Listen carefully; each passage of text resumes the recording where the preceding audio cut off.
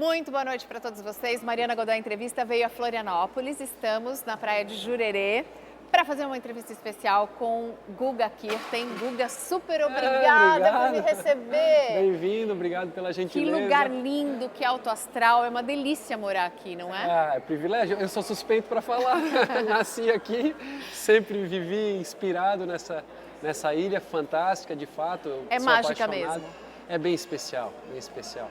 Tanto na parte da natureza e já divinamente recebemos esse presente, até mesmo no jeito das pessoas, a simplicidade, a forma de lidar com as situações, perspectivas. Falando em jeito gostoso. das pessoas, você é uma pessoa especial porque você foi número 1 do mundo, o maior tenista brasileiro de todos os tempos e é um cara simples também, é um cara humilde. Mas no final todos nós somos especiais, de alguma forma essa capacidade, o brilho, a vontade, ela já é de origem de cada um do ser humano. Eu tive oportunidade através do tênis e as pessoas ao meu lado, uma série de exemplos extraordinários de aprender a cultivar isso, a aflorar cada vez mais, através, claro, de tropeços, de dificuldades, e é assim que a gente se ergue novamente, segue em frente. Então, acho que ela eu insisto a dizer para cada criança que passa aqui, e utilizo muita frase até do Ayrton Senna, que o sonho, ele precisa continuar, sigam em frente com todas as forças e uma hora vai dar certo. Não é exclusivo para nós que somos super atletas. Se a gente olhar no Brasil afora aqui, e nos bairros, nas ruas, tem gente que pega 3 ônibus, fica 4, 5 horas por dia, vai e vem, faz comida em casa, mãe de família que tem 3, 4 e se vira. E essa força, essa especialidade ou o herói, ele está, eu acho que no nosso dia a dia também. Então acho que é de fato de todos os seres humanos. Eu me sinto bastante privilegiado por ter esse caminho de oportunidades, né? Um pai que eu achei no início que era sonhador, até um amigo dele me fala, não, ele era visionário, e eu entendi essa diferença dele só ficar sonhando e começar a atuar na pretensão do tênis, trouxe a raquete para dentro das nossas vidas, aí aparece um Larry dentro dessa trajetória, na costura do pai. O seu pai partiu desse mundo, você era muito novinho, você tinha 8 anos.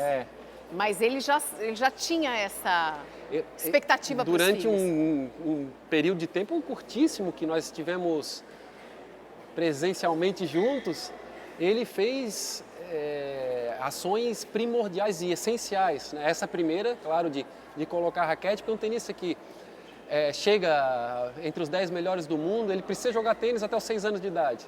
Todos eles, hoje em dia, começam com 5, com 4, em um determinado momento, essas horas elas já fazem muita diferença.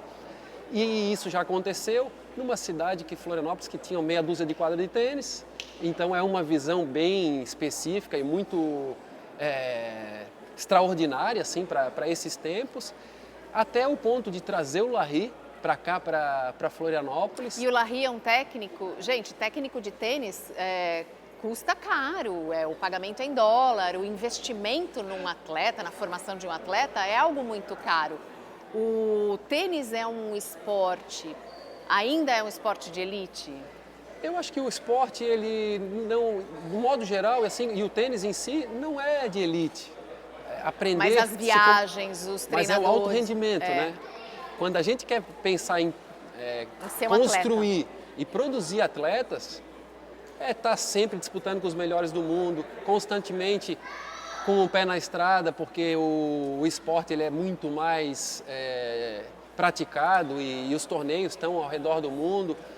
É bem provável e possivelmente o futebol tem essa vantagem, porque aqui a gente tem um nível competitivo que já traz algumas experiências, mas mesmo assim, em algum determinado momento, o jogador vai para a Europa ainda para dar uns próximos passos. Então, qualquer coisa, xadrez, judô, karatê, qualquer tipo de modalidade que for pretender buscar enfrentar os melhores do mundo, desenvolver cada vez mais, e essa capacidade do alto rendimento custa caro aqui no Brasil, em qualquer e tem que ter o investimento. Local, e precisa de investimento. Eu li no seu livro, o Guga já escreveu a própria biografia, Tá muito bem escrito, é uma delícia de ler. É bem gostoso. E eu li no seu livro que teve uma época em que você chegou a ficar sem patrocínio, chegou a duvidar do seu valor como tenista. Sim. Então é muito importante também que as empresas apoiem. Você mencionou Ayrton Senna, ele usava aquele boné do Banco Nacional, ele já podia ter trocado de patrocinador, mas ele manteve porque o Banco Nacional ficou com ele desde sempre, não abandonou. O atleta, a gente costuma requisitar o próximo Guga, o grande ídolo, onde é que está, mas para montar, qual o esforço que a gente faz de pretensão e de ações para deixar isso mais próximo da realidade. Aí é onde começam a surgir as grandes diferenças. O esporte precisa primeiro ser reconhecido como algo profissional e de maior importância, coisa que ainda é muito amadorística e uma relação ganhou, ele é ótimo, perdeu, ele não serve para nada. Isso é o esporte ainda aqui no Brasil. Ainda no Brasil ainda é assim, né? Quando a gente começar a ir para a segunda, terceira, aí tem 30 escalas de aprendizados e conseguir entender a importância que o esporte, desde cedo, ele lida com trabalhar em equipe, com ir lá para dentro da quadra, ou do tatame, ou dos campos e, poxa, hoje não fui bem, mas amanhã eu preciso fazer melhor, tentar de novo. Quem que está do meu lado? Como que eu encontro forças para superar esses desafios? E esse é o grande trunfo e é o maior poder de transformação. Parabéns pela Semana Guga. Quantas crianças, quantos futuros profissionais, quantos tenistas passam pela Semana Guga? Passam em torno de 2.000, esse ano deu 1.800 e alguma coisa. E sempre nesse privilégio, e a nossa cabeça está muito voltada a isso, né? Já o esporte, Roland Garros, o US Open, o profissional, mas aqui justamente a gente já tem bem claro a ideia que eles saiam daqui para a vida. Tem 3 ou 4 que vão chegar mais distante. Você já bota o olho, já dá para botar o olho em alguns? Tem alguns assim, e mesmo assim precisa caminhar bastante. E por isso que o resto, que é 99,8%, nós precisamos atender bem. E sabe o que eu achei também muito interessante foi que na Semana Guga tem uma etapa, todo um fim de semana só para os cadeirantes, né? Eu não sabia que cadeirante conseguia jogar tênis, eu fiquei super feliz. A gente imagina e já vê a dificuldade toda do andante, que entre o meio é o tenista que as pessoas estão mais acostumadas a ver dentro da quadra, o grau de dificuldade. Sentar numa cadeira de roda e jogar tênis é absurdo, esses caras têm tanto uma capacidade extraordinária ali de só enxergar o que é possível, o que eles conseguem realizar e uma trajetória de vida também que é muito impactante. Cada um com a sua história traz esse benefício, né? A gente junta as crianças de 8, 10 anos com os cadeirantes, os meninos, às vezes 16 anos, reclamando que a bola não entra, mas a quadra está picando errado e tal. E daí eles saem da quadra, tem que ajudar o outro que está para subir na cadeira, para entrar no ônibus, para vivenciar coisas que eles já têm privilégios muito maiores desde a entrada. Dá uma nova perspectiva, né, também. Essa é a ideia aqui da semana, é trazer avaliações, a gente conseguir se enxergar ou enxergar a vida através do olhar da outra pessoa, como que será recebido esses movimentos por aqui, um entrelaço de motivações, de desejos, tem que entrar dentro da quadra, os dois querendo vencer e ao mesmo tempo só um vai ganhar a partida. Volte meio contra um garoto por aqui, e aí, como é que foi? Perdi. Como assim? Me explica, quanto é que foi o jogo? 6-2, 6-4. Então ganhou 6 games. Porque a ideia sempre é que eles saiam daqui com a sensação de vitória, uma sensação de conquista. Ganhou 6 games, ganhou a experiência. E é isso que vale a pena, né? Porque no final, senão o tênis seria mortal. É um do lado do outro, um vale muito, outro não vale nada. É o que a gente fala do esporte, que é muito superficial. Nas entrelinhas, depois é o abraço junto. Eu já encontrei aqui um menino que há 2 dias atrás perdeu o avô. E estava aqui, não sabia se ficava, se voltava para casa, como é que seguia. Aí nós nos encontramos há pouco, eu contei que nós fomos a Curitiba, jogar também por lá. E hoje é mais fácil de falar sobre o assunto, ainda muito emocionante. Mas nós voltamos, o pai ficou. Então nesse momento da vida, o esporte é simplesmente um meio, um adjacente, um lampejo que nós sabemos que o tênis específico, ele pode ser muito bem utilizado para tudo que aparece. E aí o Gabriel explicando para ele, pô, teu avô vai estar sempre contigo, cara. Você sente seu pai Pô, perto agora de ele você? já está aqui comigo já de novo, não vai falar dele. Ele Oi, já seu tá... Aldo, boa noite. Ele está conosco acompanhando e a força e a convicção de que as coisas vão dar certo. Quando a entrevista, por exemplo, dá um nervosismo na hora inicial e agora já passa tudo, porque a gente sente que estar aqui, querer fazer, se dedicar é o suficiente. E hoje em dia, de alguma forma, né, acho que a palavra infelizmente nem é tão adequada assim, porque faz parte da vida. A minha avó, um grande exemplo, o pai e o Gui, que são 3 alicerces muito importantes das nossas vidas, nos acompanham através dessa energia, da emoção, da inspiração ainda de seguir, dos exemplos que são fundamentais. E assim Gui é o irmão...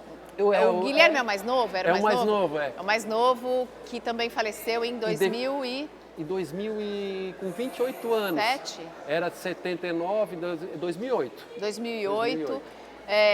Ele era um menino especial. Cadeirante também, né? deficiente. Ele era... Você dava os troféus para ele, não é verdade? Eu comprava o troféu, ele ia lá, eu não ganhava torneio, ele já só estava assim, porque ele tinha que me receber no aeroporto. Nunca ia levar ele já chegava na porta de casa, via eu saindo com as malas, nunca pronunciou nenhuma palavra, uma sílaba, só balbuciando. Uhum. E só que ele entendia muita coisa, e aí via as malas, ele saía correndo para a porta, ficava me esperando lá, aí eu ia embora, ele chorava. Quando eu voltava de avião, ele já vinha na expectativa. Pô, o troféu dessa vez não veio, Guilherme. Quando vinha também, era aquela festa. Daí, tem saía algum troféu página. Desses troféus aqui? Tem algum que seja o mais importante para você, pessoalmente? Esse de Roland Garros 97, ele tem essa importância do embrionário de tudo, a façanha de cabeça para baixo. Foi um negócio completamente absurdo. E é difícil, né? Porque escolher o esforço, o empenho para cada um deles, tem que escolher os 20. Mas e aí o do número 1 sacramenta entre os dois, o símbolo, a paixão, o elo por Roland Garros, que foi sempre o nosso canal de iluminação e pretensão no tênis, até a grande conquista de vencer Agassi, Meu filho nasceu vencer em junho Sampras. de 97 Uhum. e eu peguei todos Antes os ou recortes depois? de Dia jornal 8, do dia em que ele nasceu. E aí tem você... Pois que dia que ele nasceu? Ele 8? nasceu 24 de junho, mas pô, você já, virou... ainda estava a notícia. Ainda estava a notícia. Aí eu recortei a notícia e pus ali no álbum dele. Então, você abre o álbum de bebê, tem lá você. Estou eu lá incomodando. E a morte do Jacques Cousteau. Foi nesse período também? Foi nesse período? Eu não lembraria, porque também a gente acaba selecionando as lembranças mais graciosas. Mas tem um componente emocional também na memória. Você entra para a memória afetiva de todos os brasileiros. E quando você escreve aqui, Guga, um brasileiro, como é que você se define? Porque assim, o que é ser brasileiro? O que é ser um brasileiro? Nessa perspectiva, principalmente, a minha intenção era dizer é mais um de nós, com muitas aventuras e oportunidades e uma história que é uma façanha absurda, conquistas até inexplicáveis, a gente contou, mas não tem como dizer os porquês e alguns acontecimentos. E ao mesmo tempo é comum a todos, é possível de fazer, ela tem essa disponibilidade. Eu não vejo no início da nossa conversa, né, um especial, o Guga. Poxa, eu tenho uma série de defeitos, de erros, já tropecei várias vezes, que dá para ver. A gente enfrentou isso com naturalidade, assim como hoje. As andanças e partidas da vida são mais com os filhos agora, né? Nessa missão de criar as crianças. Peraí, antes de falar dos filhos, vamos perguntar para o Guga as perguntas que vocês enviaram para a gente pelo Twitter, usando a hashtag Mariana Godoy Entrevista. Muito obrigada pelas perguntas. Então vamos lá.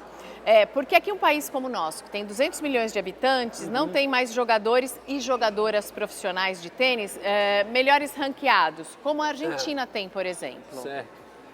Nós falamos um pouco a respeito, que esse canal despretensioso ou sem conseguir valorizar o esporte da maneira adequada. Não é só restrito ao tênis, a maioria das modalidades, que é muito difícil de formar grandes competidores, porque requer empenho, mobilização, investimento, são vários fatores, né? A gente está pensando em ser melhor do mundo.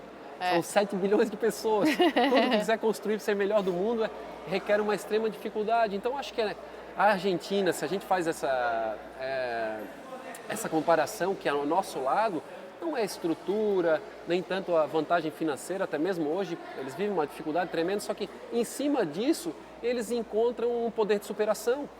Ao invés de enxergar o que falta, eles veem, eles criam maior capacidade de sobrevivência. Para a gente, precisa querer muito ser esportista. Além do tênis, um cara que é profissional, quem chega às Olimpíadas, ele merece todo o nosso respeito, todos os nossos aplausos, porque é muito difícil chegar lá, em qualquer modalidade. E o atleta, ele acaba nesse projeto de formação, desmotivando e ficando pelo caminho. O Marconi pergunta por que os tenistas brasileiros atuais têm uma dificuldade emocional de fechar uma partida ou de fechar um set?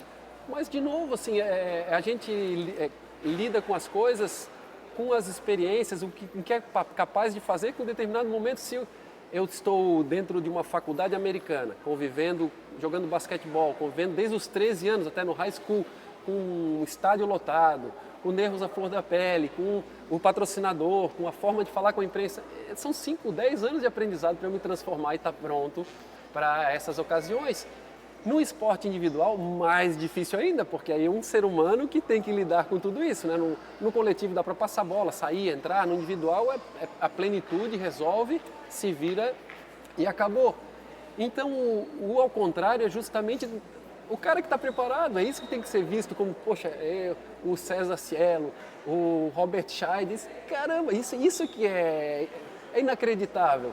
O comum é não dar certo, porque a gente precisaria de mais preparo, maiores experiências, de outros níveis de influência e desenvolvimento, que na proximidade do futebol, novamente, eles convivem, 12 anos, vai para um clube maior, joga no Campeonato Brasileiro, já passa na televisão, a pessoa vai sendo preparada para chegar um dia. Eu lembro muito da história da Rafaela Silva, nos Jogos Olímpicos de Londres, a judoca. Aí chegou lá, ela se equivocou, uma menina que na época tinha 18 anos, no máximo 19, e teve uma atitude errada, foi desclassificada, depois ainda perdeu a cabeça e tal, e começaram a dizer que é inconcebível, como é que pode um atleta...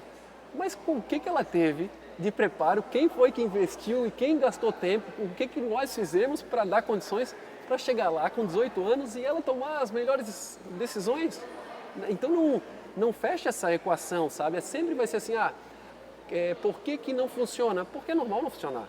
A gente tem que perguntar por que funciona. Pô, esse cara realmente fez algo extraordinário, tem um treinador, é inconsequente o processo de formação ainda no Brasil. Pelas derivações normais também, não é só exclusivo ao esporte, né? A gente tem outras barreiras para enfrentar para depois chegar nessa situação. A gente está num país que tem água e a gente ainda não tem sistema de saneamento básico. Eu quero morrer.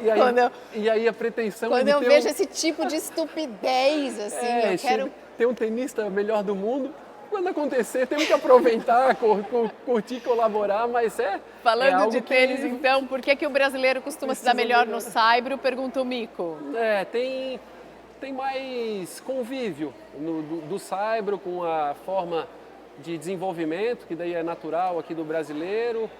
E, de fato, se analisar um pouco mais a fundo, não se traduz tanto assim ao pé da letra, porque a Maria Esther, a maior tenista e o principal nome do tênis brasileiro. Ela ganhou mais na grama. Aí tem outros que estão, só que são muito poucos ainda para dizer se a gente é saibro, se a gente... Nós não criamos ainda uma escola do tênis brasileiro, uma história que indica, é por aqui, é por ali. Existe alguns movimentos. Você está fazendo isso? A gente está trabalhando bastante nesse caminho. É até um momento oportuno, porque a confederação também está com uma clareza nos seus movimentos. O nosso projeto é através da Escola Guga, que foi um aprendizado extraordinário, um dos motivos que a gente criou a semana para receber as pessoas. E o que veio de cara nos primeiros 2 anos foi isso. Sempre o costume de ver o próximo jogo, o campeonato, quem vai ser o jogador, o profissional, para tudo. O tênis tem que ficar de pé, o negócio precisa ser bom, o professor tem que dar aula, tem que sobrar dinheiro, tem que ter condição. Então como é que eu faço isso? Não pode ser profissional, tem 3 espalhados pelo Brasil, tem que ser para todo mundo. As experiências como é que são? São muito ruins. Ok, vamos começar a melhorar a experiência das pessoas jogando tênis, porque o esporte é agradável. É encantador jogar, mas como que entram na quadra em 6 meses desiste?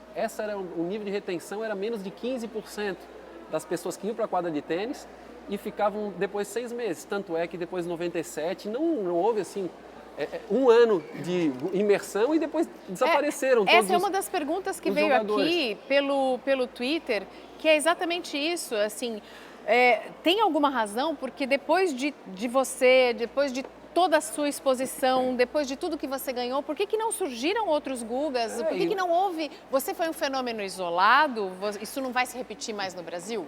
Aí o Robson escreve, te adoro, Guga.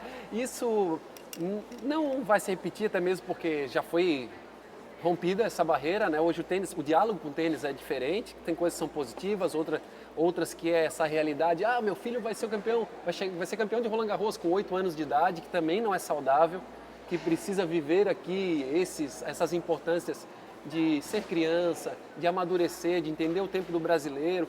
Então tiveram várias coisas que aconteceram no tênis assim, brotaram, mas o negócio tem que parar de pé.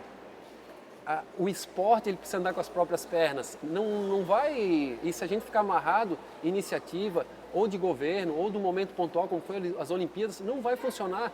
Ter o número 1 do mundo não é o suficiente, tem que organizar os alicerces, esses pontos elementares, para que no final das contas o professor se sinta bem dando aula, ele tenha convicção, e esse é o maior desafio, porque aí novamente espalha para todas as áreas, né, que esse professor ele tem que ter muito valor, esse cara tem que ser incentivado e entender que ele não está batendo bola ou ensinando a criança a pegar na raquete, ele precisa se vestir bem, atender, dar bom dia, estar preparado, conversar com os pais, mostrar todo o encantamento do tênis, ensinar esse diálogo e como construir e depois entrar nas práticas das atividades. O esporte faz parte da formação de uma pessoa pessoa inteira, Precisa um ser cidadão. Esse canal de experiência, porque aí é atraente. Se for competitivo, voltando o tema lá para dentro de casa, que eu todo dia tenho uma novidade, um menino e uma menina. Maria Augusta, Luiz Felipe. E a minha esposa Mariana. E a Mariana, minha xará. Um beijo para a família do Guga. Maria Augusta e Luiz Felipe jogam? Então, eles brincam lá de tênis, os dois, que eu espero que eles continuem o máximo possível. Ele adora entrar lá e perdi, vai de novo e tenta de novo. Quantos anos eles têm agora? Ele tem 6 e ela tem 7. E ela é muito mais modesta na competição. Então, se for para competir, para ela não vale a pena. Ele, dos 10 ali que eles convivem na escolinha, ele é o único que gosta de competir mais a fundo. Tem que ter essa coisa de querer ganhar, Mas para o campeão, sim. Mas o esporte não precisa ser desse jeito. Que ele tem que ser apresentado mais como... uma coisa agradável. Claro. E sair da frente do computador também, que é bom, sair de frente da televisão e se movimentar e respeitar o cara que está lá do outro lado e ajudar o meu parceiro. Poxa, mas como é que é para mim um desafio? Porque eu estou lá e a minha filha ela começa a lidar com as regras, pode ter uma dificuldade, só que eu sou o nome da escola, o dono, o pai, o jogador, poxa vida, entro, não entro, paro, é uma bola de neve que fica. Entre as perguntas que chegaram aqui, veio uma delas falando como é que está seu quadril, como é que está sua perna, o que você vem fazendo? Tá bom o suficiente, dá para sentar aqui e conversar. Dá para surfar? Ele limita muito no impacto, então correr, jogar, é só quando muito necessário entrar em quadra para brincar com a criançada por aqui, 5, 6 vezes ao ano. Outra pergunta que a gente recebeu. Surfar tá conseguindo fazer bem. Onde você surfa, Joaquina? Aqui varia muito o vento, ondulação. O surfista tem todo esse papo, né? Hoje de manhã, ondulação de sudoeste, o vento terral. Mas eu costumo ir. Joaquina e Praia Brava são 2 locais que eu costumo ir mais. Mas você está pegando prancha, você está de longboard ou está de pranchinha? Não, ainda de pranchinha, dá para encarar. O pessoal também dá uma aliviada para mim. Vai, Guga, tem torcida. Até dentro d'água tem torcida aqui. Fica fácil. Muito bom. A gente está num bate-papo super gostoso aqui com o Guga no meio da semana. Sentindo a energia Guga aqui, sentindo toda a energia da criançada indo de um lado para o outro. O Guga é um grande incentivador do tênis no Brasil e a gente vai ver o resultado disso daqui a algum tempo. A gente vai ver isso nas próximas décadas. Vamos esperar por um novo campeão, mas antes disso, é preciso que o tênis se transforme num esporte brasileiro também, tanto quanto futebol, né? Guga, a gente falou sobre patrocínio, a gente falou sobre a necessidade de criar esse ambiente favorável para o esporte, mas você mencionou um ponto que também é muito interessante. Hoje as crianças estão muito assim, né? Até dá problema na postura depois, na coluna. É bem provável, o quanto do incentivo dos pais e do reforço em casa é importante para a gente fazer com que as crianças sejam mais dedicadas ao esporte, sintam o prazer, né? Acredito que 70%, 80%. Eu vejo por iniciativa própria que toda a mobilização, o interesse primário é o esforço do pai em estar dedicado a isso. Só levar o menino para uma aula não é suficiente. Aqueles 45 minutos de ir lá, e o pai também fica resolvendo as coisas, ou deixa, depois vai correndo, pega. É ele se dedicar mais àquele período. E a tarefa não é fácil. Todo mundo tá com um minutinho contado, né, das suas demandas do dia a dia. Então é um entrelaço que, novamente, é fácil de reclamar para lá, requisitar e, poxa, mas tem que praticar mais, tem que fazer isso. E na prática, é dedicação, disciplina. Nós tivemos, pela parte e observação dos filhos, a regra de não usar o celular na mesa, que foi interessante, porque a gente começava a requisitar deles e, de repente, ia aí, volta e meia, tá no almoço lá, tinha que resolver alguma coisa, pega, poxa, pai, mas também não é justo, que eles gostam muito de falar, não é justo, então vamos tirar da mesa. O que muda é completo, o envolvimento de estar ali, de conversar e aí sim ser agradável, ser interessante para eles e uma relação gostosa, junto, né? Saborosa. Isso também é no esporte. Então levar, passar, atropelar, tende a... Só se o menino de fato gostar muito. É importante e se quer experimentar um pouco mais profundo e competir, eu sempre digo, o meu pai até os 8 ele vivia na quadra de tênis. O que eu mais queria era jogar tênis para ser igual a ele. As crianças pensam naturalmente dessa forma. Se o menino precisa ter mais quilometragem e tempo de quadra, a família precisa estar junto. O vínculo ele é fundamentado a partir desse mesmo movimento, né, do querer fazer em companhia, com a atração da idolatria dos pais. Por isso, fundamental. Acho que é um olhar para fora e para dentro, simultâneo, para, de fato, conseguir entender um pouco o papel das máquinas, do celular, das interferências todas, porque os estímulos, eles ultrapassam a visibilidade, né? Ele até parece que é um sensor que ele fica te chamando, se o celular está próximo, um iPad, a gente se sente muito envolvido e é sedutor ficar ali, porque o mundo inteiro está na palma das mãos. E aí eu acho que é um trabalho em conjunto para encontrar e a gente aprender como geração, como funciona melhor. Acredito até que a geração dos 15 aos 25 teve que ir ladeira abaixo, já suportar isso e é assim mesmo. Os pais nem tiveram tempo para avaliar. Hoje a gente tem um pouquinho mais de informação, né, de conteúdo para poder investigar. Guga Kier tem hoje, com 43 anos, o maior tenista de todos os tempos aqui no Brasil. Você se inspirou, você tinha quando você era moleque, quem jogava que você olhava e falava, uau, esse cara é genial? Era a época do McEnroe, do Ivan Lendl, do Bob... É porque tu leu um livro, né? Não, é porque eram os meus, eu gostava do McEnroe. O pôster do lado da minha cama era do McEnroe e do meu irmão era do Borg. Olha, Bjorn Borg. Eram estilos completamente diferentes, bem tá, diferentes. gente? Um que é bem assim, entusiasmo do McEnroe, que é o meu lado e o meu irmão, todo sereno, né, na parte... O Ice Borg, né, bem... Exatamente, super controlado. Mas o grande incentivo para mim, na época mais importante, que era 14, 16 anos, em buscar o profissional, foi o Jaime Sims. Jaiminho, nosso tenista, Jaiminho, para trazer próximo, né, e acreditar que dá para fazer sendo brasileiro. Aí essa reação de apoio é fundamental. Na hora certa, as Copas Davis que eles jogaram aqui dentro do Brasil, as vitórias que tiveram, uma marcante contra a Alemanha, outra contra a Itália, chegando à semifinal, é o que o pessoal conta. Guga, eu perdi a aula para te ver jogando lá em Roland Garros, também era assim, eu ficava ligando para casa, como é que tá a Copa Davis, Dete? Porque não tinha internet, né? Essa era a desvantagem.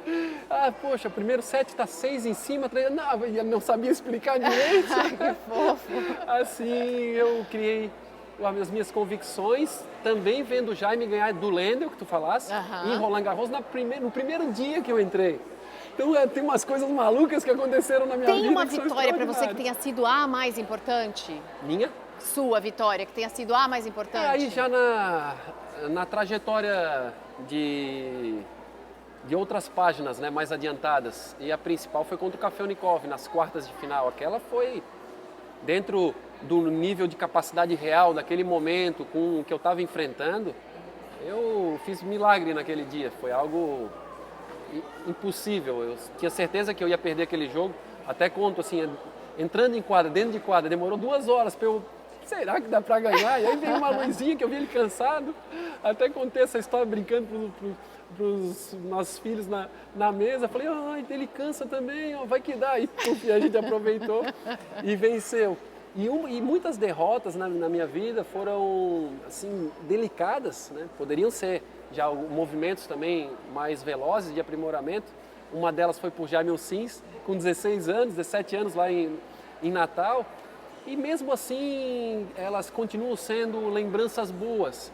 Isso que eu acho que é interessante do tênis, quando a gente muda a perspectiva da vida e consegue, de um episódio que é doído, trazer daquilo também lembranças que são legais, que a partir daí as coisas tendem a melhorar. É verdade.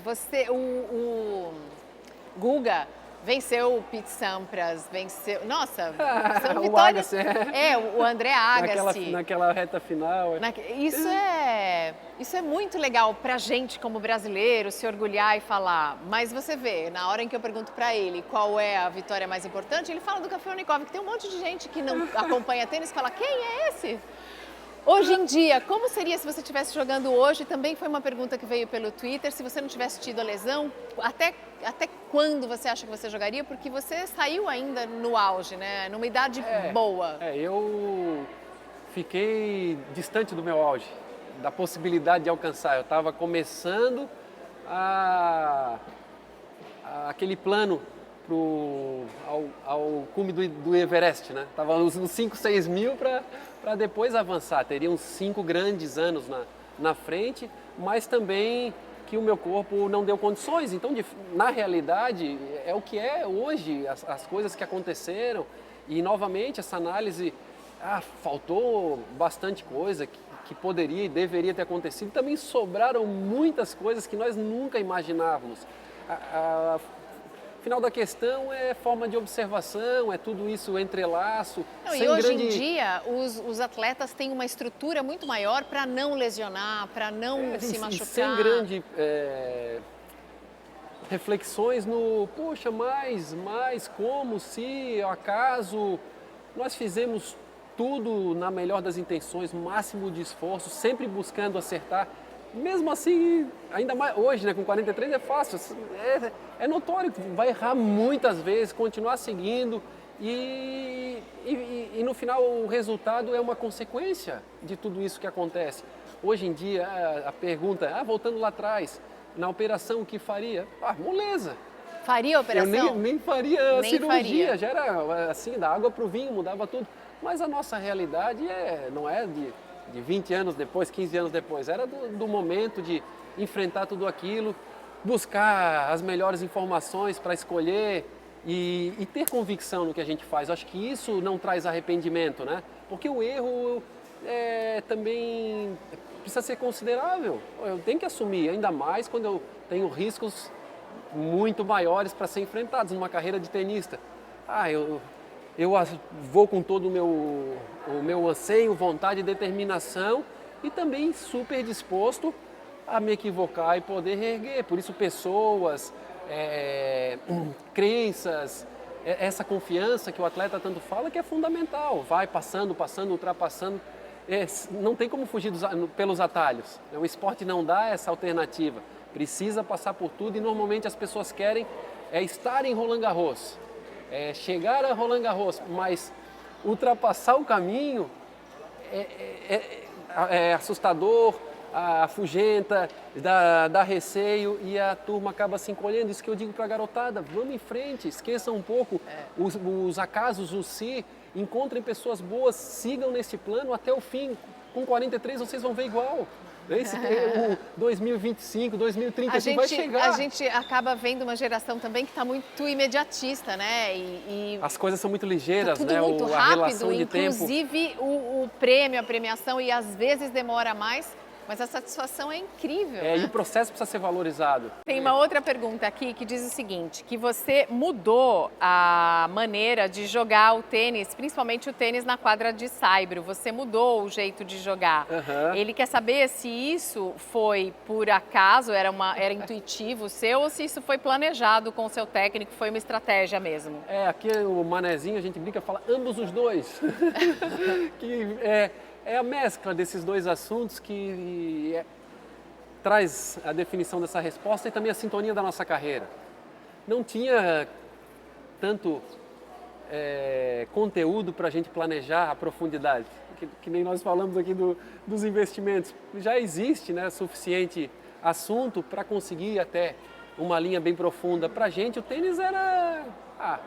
vamos se aventurar. Eu saía com a raqueteira, tu achava que eu tocava numa banda de pagode, sei lá, eu perguntava, o que é isso? Bandolim? É um cavaquinho? Cavaquinho, assim a gente construiu, sabe, sem grandes pretensões. Só que o Larry, muito genial, também aproveitando a brecha e olhando com uma plenitude, uma convicção extraordinária, ele via já a montagem disso para a gente vencer o Sampras e o Agassi naquela semana ser número 1 do mundo. Então o Guga trabalhava com tranquilidade, sem grandes expectativas, querendo amar o tênis, a paixão, e o Larry ia construindo o espírito campeão, ia montando aquela armadura de fazer um tenista diferente, e no final das contas nós somos. O jeito que... Nós somos, gente, ele diz nós somos, porque o tenista é o técnico, isso é muito legal. Mas a minha vida foi feita porque assim, é uma né? Tudo equipe, que né? eu estou É uma transmitindo no final ainda, Mari, se permite, eu Sim, chamar que eu já estou íntimo aqui, né? já estou em casa.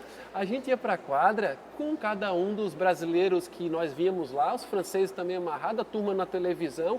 E se era para ganhar do Café Unicov, só aconteceu por causa disso, porque foi o jeito que a gente inventou de jogar tênis. Ninguém tinha feito uma proposta dessa maneira.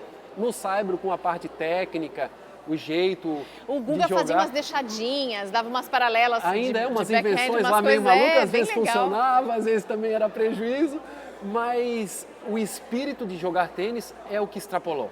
Eu fui tricampeão de Roland Garros, é sensacional, é algo extraordinário, mas a nossa marca ela é muito mais do que 20 conquistas. Eu acho que é de alegria, sabia? Ela Eu acho que transborda, você representa alegria. Foi o que tu falasse da lembrança da memória, né? Memória da emoção. afetiva, memória A memória afetiva do atleta, eu tenho isso.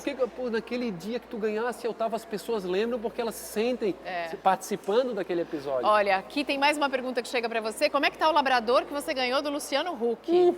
Não sei disso, gente. Ainda, teve que ir pro quintal da casa de praia. Porque no apartamento durou 6 dias. Eu falei, pô, brincadeira. Era cano, porta, era maçaneta, foi tudo. Pega tudo, mas tá bem. Como chama o labrador que tá lá na medalha, casa de praia? Medalha. Tá ótimo, Outra obrigado. pergunta que chega aqui pelo Twitter. Qual é o significado dessa tatuagem linda de sol que você tem na mão? Olha como eu sou meio assim, sem pensar nos resultados muito. Eu fui pra lá... deu vontade de fazer uma tatuagem. Ok, esse cara aqui que é o Glauco lá na guarda do Embaú. Cheguei, tinha 2 desenhos, aí eu pensei, o sol, poxa, energia, nublado, qualquer coisa, tem o sol para me alegar. Uma mulher que é essa inspiração, a força feminina, minha esposa em casa, que na época nem conhecia, e a mãe principalmente, o poder de superação absurdo. Eu falei, com isso aqui do meu lado não vai ter para ninguém, né? Eu vou ser capaz de tudo. E botei na vivência assim, do agora, sabe? Sem muitas expectativas. Eu vivo muito o presente, o estar aqui, a gente se encontra de alguma forma, faz um evento aqui na Semana Guga, vocês nos permitem esse barulho todo, né? Que foge do padrão lá do estúdio. Estamos no meio do evento dele, mas está muito gostoso. Mas é uma oportunidade. E essa entrevista com você é muito especial para mim, já falei também por esse motivo, que você é um cara que participou do momento da minha vida, quando eu fui lá recortar as notícias da época do nascimento do meu filho. Estava lá o Guga, tricampeão em Roland Garros. O Guga, número 1 do mundo no ano 2000, tenista, inspiração para o brasileiro. Mas para você, quem foi o maior atleta brasileiro para você, seu ídolo? Eu tive na época dos 6, dos 8, né, o imaginário, para onde é que vai. o esportista se confunde com um super-herói. E nessa ocasião, ali 81, 83, 85, o Zico transbordava E você alegria, era torcedor do felicidade. Flamengo? Vou contar lá pro pessoal do Avaí, Obrigatoriamente eu já fui, né, de cara, já virei torcedor do Flamengo. Depois descobri o Avaí, com mais profundidade, e fui entendendo todo o potencial. Qual é o seu super-herói preferido? Olha só, sempre foi o Lanterna Verde. Sério? Porque assim, a cor e aquele anel dele que me chamava a atenção. Se eu não me engano, ele voava, ele fazia as coisas. Esse cara é um cara divertido, legal. E lembro dele, assim. E o Zico era um pouco um super-herói, porque eu das lembranças de 4, 5 que eu tenho um pouquinho, até as 8, 9 mais profundas, e principalmente até a parte que o pai estava aqui presencialmente conosco, 98% das minhas lembranças são com o esporte. Já ali tudo começou a fazer parte. Você é bom de bola? De bolinha, bola de futebol, tava esperando bola com o pé. Eu estava esperando essa bola definição. Com o pé. Você, poxa, eu com o carinho da torcida, com todo a favor aí, se der tudo certo, acho que pega um banco do Avaí, olha lá. Tá bom demais também. Eu sempre pedi, deixa eu jogar meio um minutinho só, mas esse sonho Que outros pode ser esportes que se realize. você acompanha? Todos. Surf? Todos. Surf eu sou apaixonado, pra gente é um privilégio hoje, porque Onde você gostaria de surfar? Uma onda perfeita que você falasse, eu queria. Eu já fui para lá para o Avaí, tive essa experiência, até acho que já foi, esse sonho foi alcançado já. Qual foi a melhor sensação surfando? Da vida, é muito fácil assim, a liberdade da vida, tubo né? De estar aonde? Lá no Avaí, mas é muita pretensão para mim, talvez aqui na Joaquina já seja o suficiente, né? Para não me arriscar demais. O que significa, o que representa para você a sua família? Tudo. É isso que vocês estão vendo também e o que estão escutando vem de todos nós. E o que é a sua família? O que é? Quem são? Eu me arrisco a dizer que muitos dos que estão aí escutando. Eu assumo em diversas ocasiões e a afinidade, o incentivo, essa palavra da familiaridade é a conveniência de todos se relacionarem, estar com 43 hoje, tendo observações da vida que elas são muito mais a energia, a emoção, os sentimentos que nos permite, né, entrelaçar as coisas, tudo. E o esporte, ele dá essa convicção, a experiência. Quando a gente ganha Roland Garros, é inesquecível porque, de fato, assim, a física quântica se comprova. Em realidade, o tempo ele explode para tudo que é lado, parece que está o pai dentro da quadra, está tudo se misturando e eu estou vendo lá na frente os efeitos e eu pequenininho, esse extrapolo de emoções, ele é muito intenso, muito verdadeiro e hoje olhando as crianças, entendendo que o mundo é para eles e para todos que vêm pela frente, que a minha passagem aqui é para dar um lampejo, para incentivar, para produzir. Então me dá essa sensação, sabe, de se familiarizar com todos. Você fala em física quântica, você fala no futuro, você fala nas crianças, na presença do seu pai, que já não está presente aqui pessoalmente desde 85. Eu quero perguntar para você do futuro do planeta. A gente viu esse ano, quase chegou ao Nobel da Paz, a Greta Thunberg, que foi fazer o discurso na ONU, alertando sobre o quanto a gente, o nosso estilo de vida vem destruindo o planeta. Você mora nesse paraíso que é a Ilha da Magia, que é Florianópolis, mas você deve ver também plástico, esgoto, enfim, lixo por todo lado e o quanto o consumo vai gerando cada vez mais disso. O que você acha que vai acontecer com o nosso planeta? Ele vai resistir. Vai? Ele vai porque é uma dependência praticamente de ambos os lados, até muito maior nossa perante ao planeta, porque ele vai prevalecer mesmo se a gente de alguma forma for substituído, avançar. E também considero que é natural esses aprendizados, né? Nós vivemos em uma inclinação de pretensão, de produção para aquisição que é avassaladora nos últimos 50, 100 anos. Sim. E eu já estou conseguindo perceber uma nova geração que mais entende preocupada, que né? me preocupar em ter 3 casas, mas que absurdo, assim, que inconsequência, enquanto a gente sempre quis ter nosso carro, a nossa casa, hoje eles dividem em tudo e é bem mais fácil, bem mais tranquilo e precisa o hábito, a cultura de não pretender tanto, não ter desejos imensurados, que nós fomos ainda criados assim. Então tem situações que elas também são naturais, que é difícil a gente começar a reclamar sim, mas não determinar culpados, porque... não procurar culpados, mas talvez criar uma nova consciência, né? Isso já está acontecendo. Já. Poxa, o que eu vejo que as crianças têm de observações, de aprendizados, de incentivo, com 5, 6, 8 anos de idade, eu estou aprendendo agora. O que você aprende com seus filhos? Tudo.